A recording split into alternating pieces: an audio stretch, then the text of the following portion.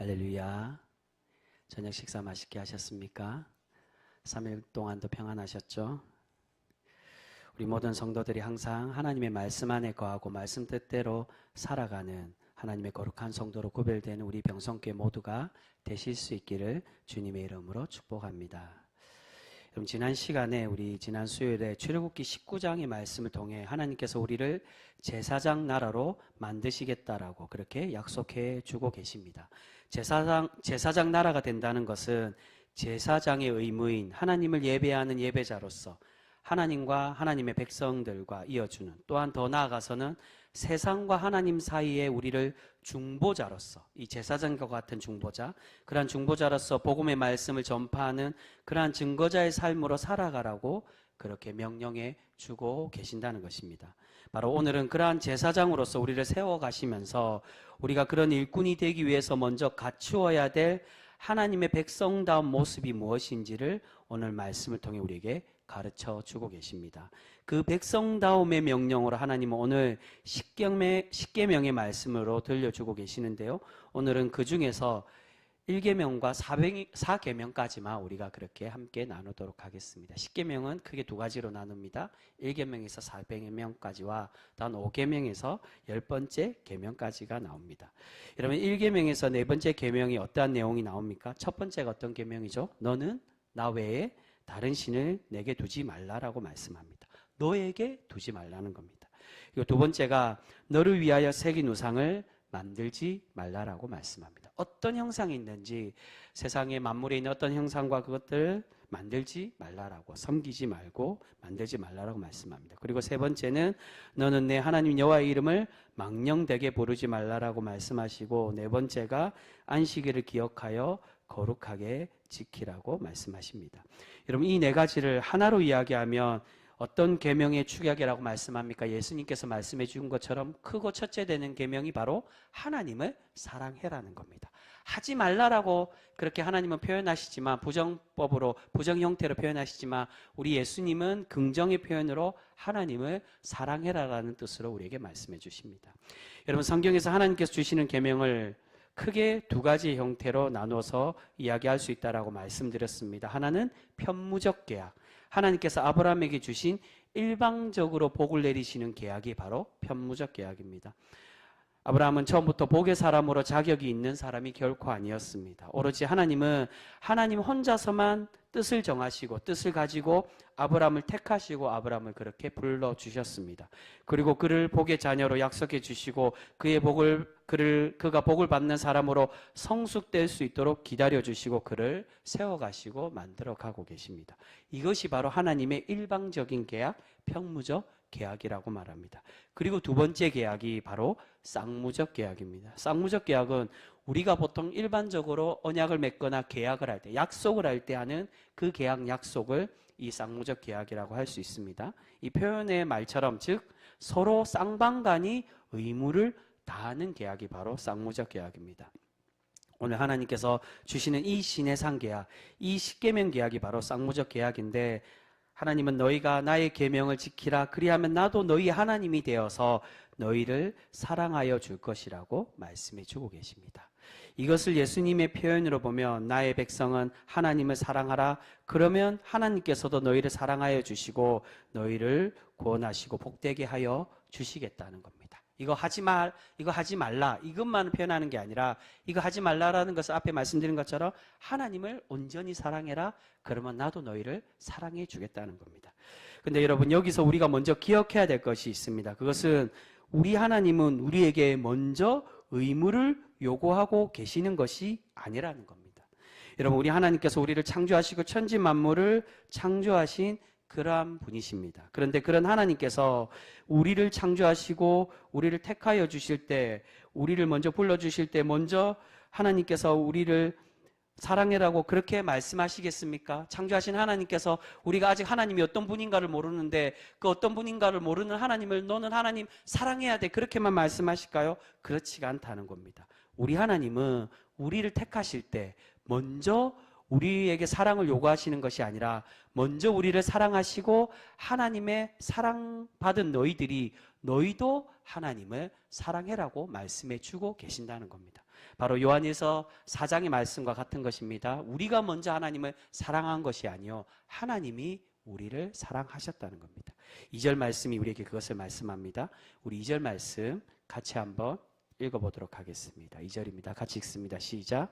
나는 너를 애굽 땅 종되었던 집에서 인도하여 낸 내 하나님 여호와니라. 아멘. 십계명을 시작하시기 전에 먼저 이 십계명을 주시면서 하나님이 우리에게 약속해 주신 말씀입니다. 이 말씀의 뜻이 뭐냐? 내가 너희를 먼저 사랑했다는 겁니다. 이 말씀은 하나님께서 이 십계명을 주시기 전에 이 계명을 주셨는데, 이 계명을 주시면서 이 계명을 주시는 분이 어떤 분인가를 먼저 말씀하여 주십니다. 그런데 하나님은 어떤 분인가라고 말씀합니까? 나는 너를 애굽 땅 종되었던 집에서 인도하여 낸 너희의 하나님이라고 말씀합니다. 종되었던 집에 인도하여 냈다는 건 나는 약자의 하나님, 노예의 하나님이라는 거예요. 출애굽에서 계속 초반에부터 말씀드렸던 내용이 바로 그겁니다. 하나님이 왜 이스라엘 택하여 주셨느냐? 하나님 없이는 살아갈 수 없는 그러한 존재이기에 바로 우리를 이야기합니다.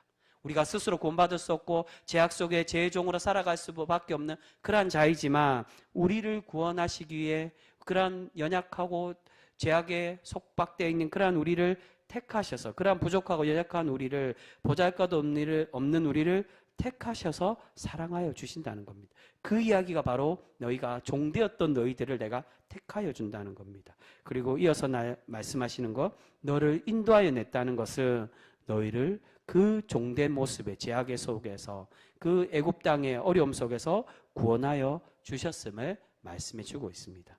여러분, 이스라엘은 430년 동안 하나님을 잃어버리고 살아가고 있던 백성이었습니다. 그런데 그 백성들을 먼저 찾으신 분이 바로 하나님이셨다는 거예요. 이스라엘이 찾은 게 아니라 하나님이 이스라엘을 찾아주셨다는 겁니다.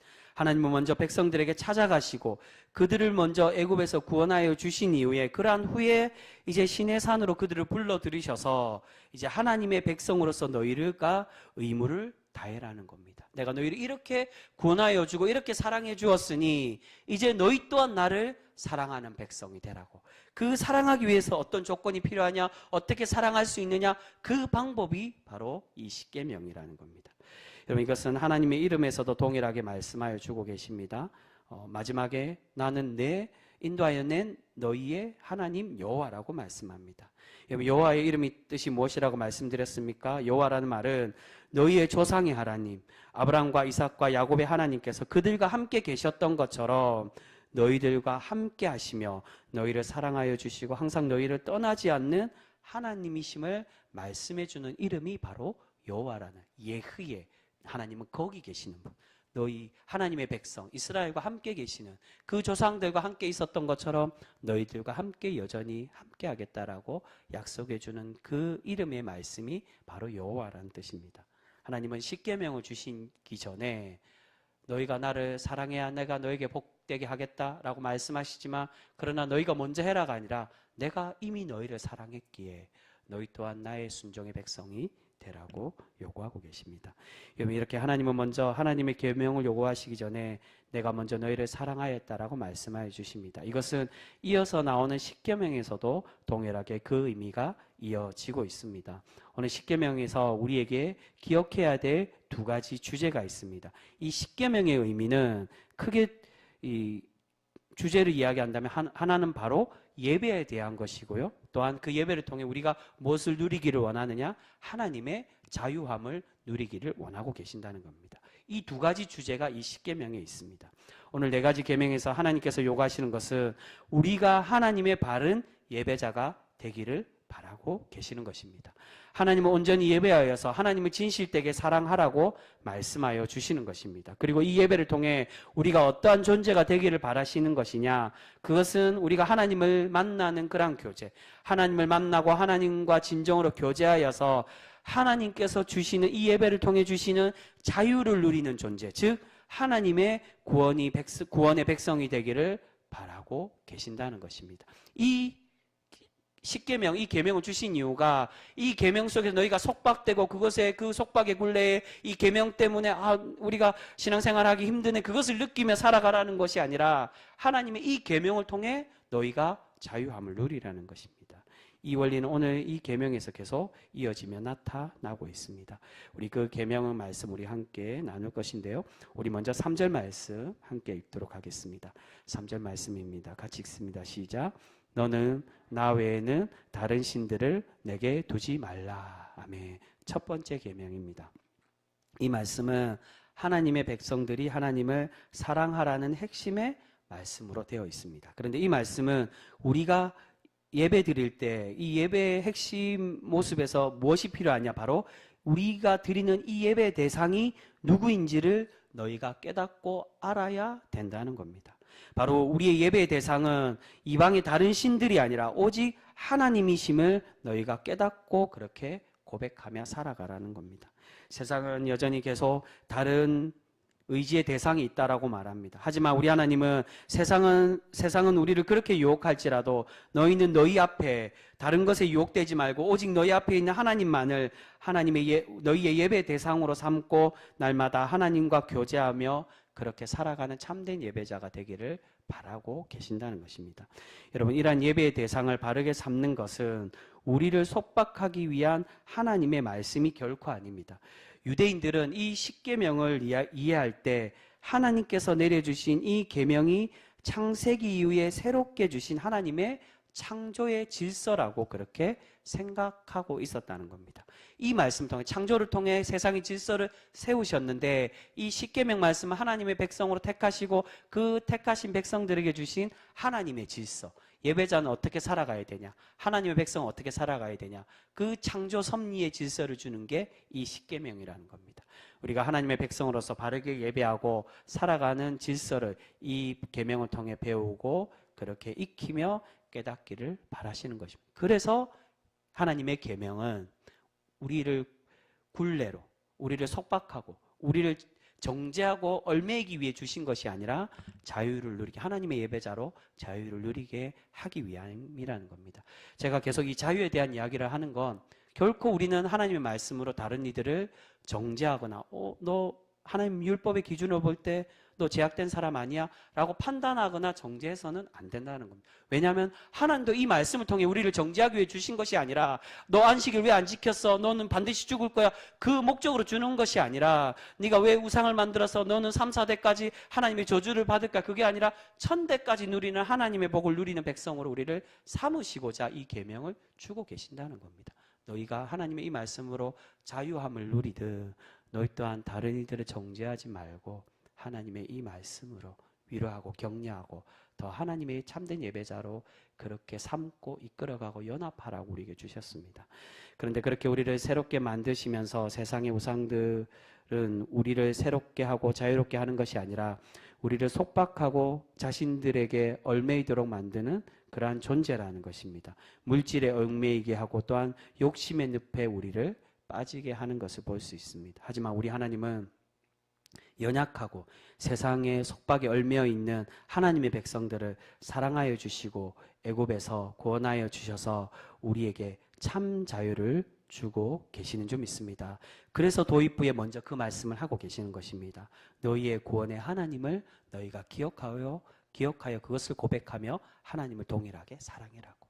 내가 너희를 이렇게 사랑한 것처럼, 너희를 영원히 떠나지 않고 내가 너희의 여호와 하나님이 되어준 것처럼 너희 또한 다른 이들에게 동일하게 함께 존재하며 함께 연합하고 함께 섬기고 함께 역사해서 하나님의 바른 백성으로 살아가라고 우리에게 말씀하고 있습니다. 여러분, 이것은 두 번째 계명에서도 이어지고 있습니다. 우리 두 번째 계명 함께 읽겠습니다. 4절에서 6절 말씀입니다. 우리 4절에서 6절 말씀 같이 읽습니다. 시작.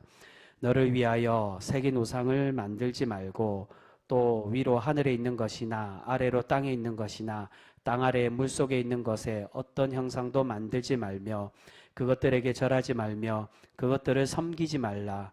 나 내 하나님 여호와는 질투하는 하나님인즉 나를 미워하는 자의 죄를 갚되 아버지로부터 아들에게 3, 4대까지 이르게 하거니와 나를 사랑하고 내 계명을 지키는 자에게는 1000대까지 은혜를 베푸느니라. 아멘. 두 번째 계명에서 하나님은 어떤 형상이든지 우상을 만들지 말라라고 말씀합니다. 이 말씀은 우리가 하나님을 예배할 때 있어서 어떻게 예배해야 되는가를 말씀하시는 바로 하나님의 예배의 방식에 대해서 우리에게 말씀해 주고 있는 계명이라고 할 수 있습니다. 첫 번째는 누구를 예배하느냐, 예배의 대상에 대해서 이야기했다면 이제는 이곳에서 그 하나님을 예배하는데 어떻게 예배해야 되느냐, 그것을 말씀한다는 겁니다. 너희가 하나님을 예배할 때 다른 신들에게 하듯 하지 말라는 겁니다. 그들을 스스로 만들지도 말고 그들에게도 절을 하지 말라는 겁니다.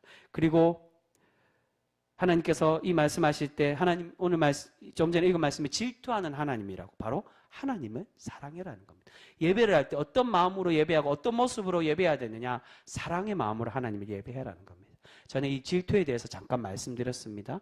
새벽기도 때 말씀을 드린 것 같은데, 질투는 우리 사람의 그런 감정처럼 하나님께서 우리가 우상을 믿고 우상을 섬길 때 세상의 사람의 인간의 감정처럼 우리를 질투하셔서 우리에게 벌을 내리시고 그것을 말하는 게 아니라 하나님의 끝없는 사랑, 우리를 그렇게까지 기다려 주시고 사랑하여 주시고 앞에 2절에서 말씀해 준 것처럼 그렇게 우리를 사랑하시기에, 격정적인 사랑을 우리에게 표현해 주시기에 너희가 하나님의 이 사랑으로 돌아오라고 말씀해 주시는 권면이 바로 질투에 대해서 말씀하고 계신다는 겁니다. 질투의 하나님으로. 그리고 이것은 하나님의 형상을 만들지 말라라는 말씀도 내포되어져 있습니다. 여러분, 이후 출애굽기 23장에 보면 이스라엘은 아론을 통해서 금송아지를 만들고 하나님의 심판을 받게 됩니다. 그런데 여기서 하나님은 이스라엘이 단순히 우상을 만든 것을 책망하는 것이 아니라 이 금송아지가 우리를 구원한 것이고 이 금송아지가 우리의 하나님이라고 그렇게 변질된 하나님을 고백한 그러한 신앙의 모습, 그 예배의 모습을 때문에 하나님이 이스라엘을 책망하고 계신다는 겁니다. 바로 하나님은 우리가 이런 변질된 예배를 드리는 신앙인이 되지 않도록 조심하라고 우리에게 말씀합니다. 많은 신앙인들이 교회에 나오는 목적이 부자 되기 위해서 나오는 것을 보게 됩니다. 또는 건강과 장수를 위해, 가정의 복과 자녀들의 복을 위해 교회에 나오게 됩니다. 그런데 우리 하나님은 그런 변질된 신앙, 기복적인 신앙이 아니라 참되지 못한 그러한 신앙의 모습을 버리고 이제는 하나님께 참되게 예배하는 그러한 신앙으로 살아가기를 바라고 계십니다. 오직 우리가 하나님을 바르게 바라보고 하나님의 참되게 예배하여 하나님의 복을 누리고 하나님의 참자유, 구원을 얻는 백성이 되기를 바라고 계시는 줄 믿습니다. 그래서 조금 전에 말씀드린 이 질투의 하나님의 그 원어상으로 볼 때 질투로도 표현하지만 하나님의 질투도 표현하지만 하나님의 열심으로도 표현한다는 거예요. 하나님이 우리를 어떻게 사랑하시느냐? 열심히 열렬히 사랑한다는 겁니다. 그렇게 사랑하듯 너희가 하나님의 이런 참된 예배자, 우상을 섬기고 우상을 만들고 그런 잘못된 방식으로 예배하지 않고 하나님의 그 사랑의 열심을 닮아서 우리 또한 그렇게 사랑하기를 바라고 계십니다. 이러한 당부는 세 번째 계명과도 이어지고 있습니다. 우리 7절 말씀 세 번째 계명 같이 읽겠습니다. 시작. 너는 내 하나님 여호와의 이름을 망령되게 부르지 말라. 여호와는 그의 이름을 망령되게 부르는 자를 죄 없다 하지 아니하리라. 아멘. 하나님의 이름을 망령되게 부르지 말라라고 말씀하시는데, 망령되게 부른다는 건 다른 말로 헛되이 부르지 말라는 것입니다. 이것은 예배자로서 우리의 정직과 진실된 언어로 하나님을 예배하고 고백하기를 바라시며 주신 계명이라고 할 수 있습니다. 진실된 언어, 참된 하나님의 고백으로 고백해라는 겁니다. 망령되게 부른다는 건 다른 말로 하며 거짓 맹세를 의미하기도 합니다. 여러분, 많은 신앙인들 중에 하나님을 믿는다고 하면서 하나님의 이름으로 거짓되게 맹세하는 사람들이 간혹 있는 것을 보게 됩니다. 내가 하나님께 맹세하는데 나는 결코 그렇지 않았다라고. 예전에 유명한, 지금은 세상을 떠난 분인데 유명한 그 디자이너가 있었죠. 그 유명한 그 사건이 있었습니다. 그 청문회 온노비 사건이라고, 거기에 나와서 이 디자이너가 크리스찬으로 알고 있습니다. 그 자리에서 내가 하나님께 맹세했고 결코 로비를 하지 않았다라고 그렇게 맹세한 적이 있습니다. 근데 결국 그 분이 자신이 거짓말한 것으로 밝혀져서 결국 집행유예는 받았지만, 이제 큰 범죄가 아니어서 집행유예는 받았지만 그렇게 뇌물을 주고 한 그러한 일들이, 하나님의 이름을 망령되이 부르지 마, 헛되이 부르지 말라, 그렇게 거짓 맹세하지 말라는 겁니다. 또한 더 나아가서는 겉으로는 거룩한 것처럼 우리를 비춰주면서 속으로는 권력욕과 세상의 물질에 대한 욕심으로 가득 차서 하나님을 진정으로 예배하지 못하는 그런 모습을 있기를 바라고 계신다는 겁니다. 교회에 나와서 진정으로 하나님께 예배드리기 위해 우리가 교회 나오고 출석해야 되는데 교회 나오는 목적이 다른 목적으로 내가 다른 사람들에게 나의 사업을 위해서라든지 이런 수도권에는 교회 나온 목적이 취미생활로 하는 분들이 굉장히 많습니다. 또한 사업 때문에 내가 이곳에 나와서 내 사업을 번창하고 나의 인기와 또는 정치인들 중에 굉장히 그리 많습니다. 그래서 정치인들 중에 신앙을 훼손하는 분들이 굉장히 많은 것을 보게 됩니다. 그렇게 하나님의 영광을 가리고 하나님의 이름을 더럽히는 하나님의 이름을 훼손하는 일을 하지 말라는 겁니다. 특히나 앞에 말씀드린 것처럼 하나님의 이름, 여호와의 이름의 뜻이 무엇이라고 말씀드렸습니까? 우리를 영원히 사랑하시고 영원히 함께 계시는 그런 하나님이라고 말씀드립니다. 그런데 그런 하나님의 사랑과 정의를 훼손하고 하나님의 영광을 가리는 일, 그러한 일을 하며 하나님의 이름을 망령되게 부르는 모습을 버리라고 말씀해 주고 있습니다. 여러분, 신앙생활은 하지만 세상에서는 하나님의 백성으로서 정체성을 잃어버리고 세상의 악한 문화를 받아들이고 세상의 사람들과 동일하게 살아가는 모습이 바로 하나님의 이름을 망령되게 부르게 되는 것입니다. 여러분, 우리 하나님은 하나님의 이름을 바르게 깨닫고 하나님을 바르게 고백하며 하나님과 진정으로 교제하는 참 예배자가 되기를 우리에게 바라고 계시는 점 있습니다. 우리가 그런 참된 예배자가 되어서 하나님을 기쁘시게 하는 예배자, 하나님의 참 자유를 누리는 진정한 구원의 백성 우리 모두가 되실 수 있기를 소망합니다. 그리고 마지막으로 네 번째 계명 우리에게 주십니다. 우리 네 번째 계명 8절에서 11절까지 말씀입니다.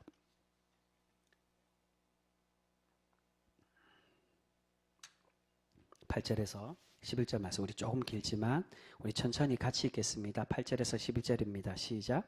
안식일을 기억하여 거룩하게 지키라. 엿새 동안은 힘써 내 모든 일을 행할 것이나 일곱째 날은 내 하나님 여호와의 안식일인즉 너나 내 아들이나 내 딸이나 내 남종이나 내 여종이나 내 가축이나 내 문 안에 머무는 객이라도 아무 일도 하지 말라. 이는 엿새 동안에 나 여호와가 하늘과 땅과 바다와 그 가운데 모든 것을 만들고 일곱째 날에 쉬었음이라. 그러므로 나 여호와가 안식일을 복되게 하여 그날을 거룩하게 하였느니라. 아멘. 이제 본격적으로 하나님께서 예배에 대해서 말씀해 주고 계십니다. 이 안식일의 핵심은 예배의 주인, 안식일의 주인은 우리를 창조하신 하나님이시라는 겁니다. 근데 그 하나님께서 우리를 위해서 창조하시고 안식하시고 그 안식을 우리를 위해서 허락해 주셨다는 거예요. 그와 같이 우리 또한 어떻게 해라는 겁니까? 그 하나님의 배려를 깊이 우리가 깨닫고 또한 깊이 묵상해서 우리 또한 우리의 가정과 우리에게 속한 모든 이들에게도 하나님의 안식을 전파하고 또한 배려하는 예배자가 되라고 우리에게 말씀해 주고 계신다는 겁니다. 제가 신명기를 통해 계속 이 안식일에 대해서 말씀을 드렸습니다. 어느 종이, 주인이 일을 하는데 그 집의 종이 쉴 수 있겠습니까? 너희가 쉬라는 거. 원래는 그래서 우리가 이 안식일의 의미, 주일의 의미로 볼 때는 주일날 돈도 쓰지 말아야 되고 또한 뭐 버스를 타거나 이 돈을 지출하거나 하는 그런 일들은 하지 말아야 됩니다. 근데 현대에 와서는 사실은 그것이 굉장히 어렵습니다. 근데 안식일의 원래 원리로 보면 그렇게 해야 된다는 겁니다. 왜냐하면 우리가 물건을 산다든지 가게에 간다든지 하면 그 사람들은 물건을 사는 사람들이 있기 때문에 결국 하나님의 말씀으로 돌아올 기회를 우리가 맞게 되는 것밖에 되지 않는다는 겁니다. 우리가 진정한 복음의 증거자로 하나님의 제사장 나라로 살아가기 위해서는 모든 이들이 안식할 수 있도록 철저하게 해야 되는데 사실은 이 현대의 이 많은 이런 복잡한 사회 속에서 그것을 온전히 다 지키기는 힘들 때가 많이 있어요. 그런데 그럼에도 불구하고 우리가 하나님의 말씀의 정신에서 꼭 지켜야 되는 것은 우리가 하나님께서 이 여호와의 날, 안식일의 날을 배려해 주셨듯이 우리 또한 다른 이들에게 너 왜 안식일 지키지 않았어? 너 왜 거룩하지 않아? 너 왜 참된 예배자가 되지 않아? 라고 정죄하거나 판단하거나 그들을 이 안식일을 통하여 주일을 통하여 하나님의 그러한 사랑의 이름을 사랑의 정신을 가리기를 위해서 쓰는 것이 아니라 하나님의 참된 우리를 구원하시고 사랑해 주신 그 사랑의 은혜를 깨닫고 나누며 전하며 살아가기를 이 안식일을 통해 깨달으며 살아가라고 우리에게 말씀해 주고 계신다는 겁니다.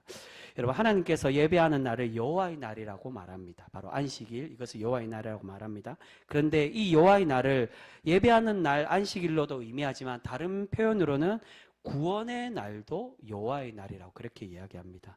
그래서 우리 하나님께서 이 출애굽기를 통해 계속 이야기하는 것이 그것입니다.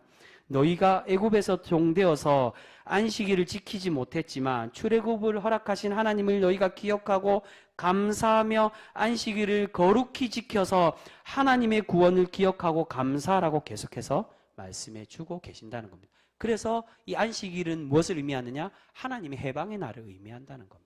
이 안식일은 너희를 자유케 하며, 자유를 주셨는데 왜 이 자유를 주신 날로 왜 다른 이들을 속박하냐는 겁니다. 속박하고 그들을 판단하고 정죄하지 말고 도리어 그들이 돌아오지 못한다면 돌아올 수 있도록 권면하고 사랑으로 위로하고 하나님의 예배자로 돌아올 수 있도록 우리가 인도해야 되는 것이지, 그들을 책망하고 판단하지 말아야 하는 것입니다. 여러분, 그렇기에 하나님의 안식일은 우리를 속박하고 옥죄이는 날이 아니라 우리에게 자유함을 주시고 우리에게 구원을 허락하신 하나님의 은혜와 사랑을 기억하고 기뻐하며 온전히 하나님과 연합하고 교제하는 날이 되기를 바라고 계시는 줄 믿습니다. 사랑하는 성도 여러분, 오늘 하나님께서 십계명의 크고 첫째 되는 계명을 우리에게 들려주고 계십니다. 그 계명은 내가 너희를 사랑한 것처럼 너희도 나를 사랑하라고, 그 사랑의 행위로 나를 예배하고 나와 교제하여 하나님의 참된 자유, 참 구원을 너희가 경험하는 하나님의 거룩한 백성이 되라고 우리에게 말씀해 주고 계십니다.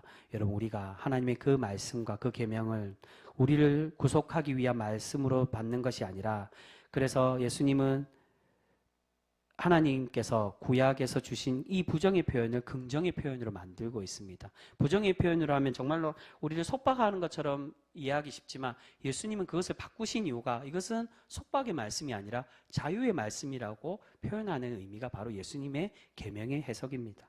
우리 하나님은 우리가 하나님의 말씀을 온전히 깨달아서 하나님의 사랑을 깊이 깨닫고 하나님과 더욱 가까워지며 하나님과 영원토록 교제하는 백성, 참 예배자의 삶으로 살아가기를 바라고 계시는 줄 믿습니다.